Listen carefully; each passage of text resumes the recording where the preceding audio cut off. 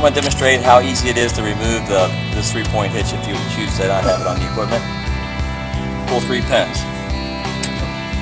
These are pre-installed clamps. It actually takes about 15 minutes to actually install.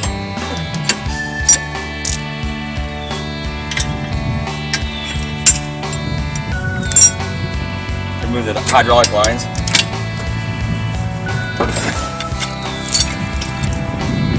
This is taking it off the equipment. And we'll put it back on.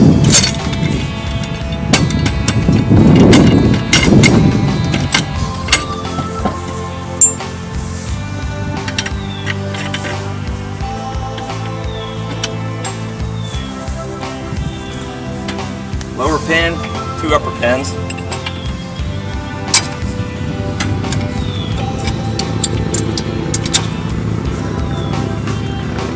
Little keepers back in.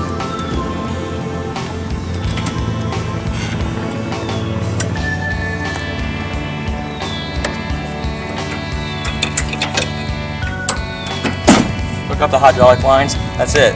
It's really easy to install.